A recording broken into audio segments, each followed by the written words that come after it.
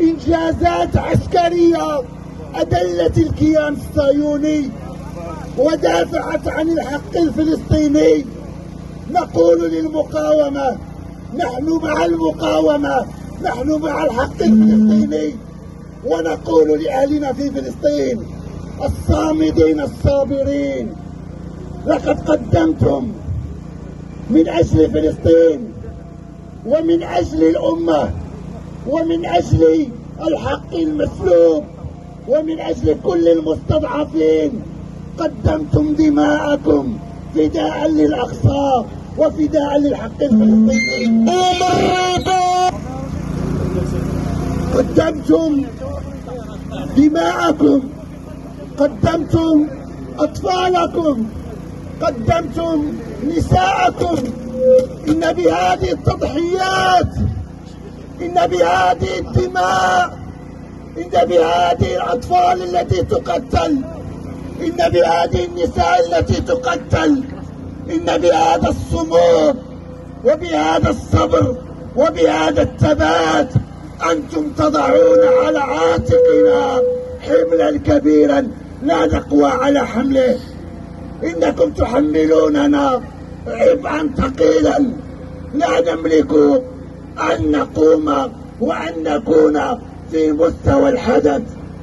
المقاومة رفعت الإيقاع، الشعب الفلسطيني رفع الإيقاع. للأسف لم نستطع أن نرقى لهذا الإيقاع. نحن خجلون، نحن نستحيي من أننا لسنا في مستوى الحدث، رغم الكل تحية وآلاف تحايا للشعوب، وفي مقدمتهم الشعب المغربي الذي لم يتخلف عن نصرة القضية الفلسطينية. الشعوب نعم، الشعب المغربي خرج في مسيرات، عشرات من المسيرات، مسيرات شعبية مليونية في الدار البيضاء والرباط، ومسيرات شعبية في كل مدينة من مدن المغرب.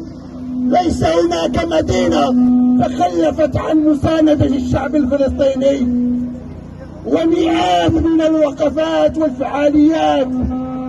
لكن نقول رغم هذه الجهود ورغم هذا التفاعل ورغم هذا التضامن، لكننا لم نفيك حقك يا غزة، لم نفيك حقك يا أيتها المقاومة الصامدة. فعذرا وعذرا، فلك الله يا مقاومة، فلك الله يا غزة، فلك الله يا شعب فلسطين. وبمناسبة الذكرى الثالثة المشؤومة لتوقيع الاتفاقيات الخزي والعار، اتفاقيات التطبيع مع الكيان الصهيوني، نقول لحكامنا ولا شك أن كل مشارك في هذه المسيرة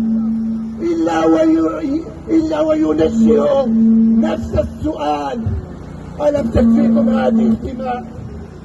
ألم تكفيكم هذه الدماء لتقطعوا العلاقة مع هذا الكيان المجرم؟ ألم يكفيكم هذا التقتيل وهذه الوحشية وهذه الإبادة الجماعية من أجل فصل ووقع قطيعة مع الكيان الصهيوني؟ أي ضمير في قلوبكم وعقولكم؟ أي ضمير إنساني تحملونه؟ أي عقل تفكرون به لمصلحة هذا الوطن ولمصلحة الأمة؟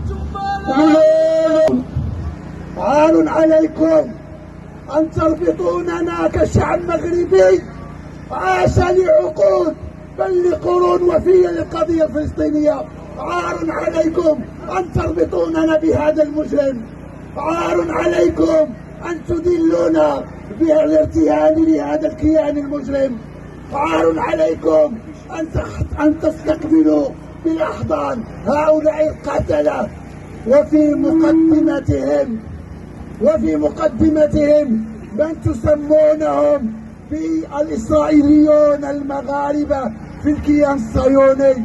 هؤلاء الإسرائيليون الذين شاهدتموهم في مجلس الحرب، شاهدتموهم في التقتيل، شاهدتموهم جنود، هؤلاء قتلة، هؤلاء سفكا للدماء، هؤلاء مجرمون، فنقول كفى.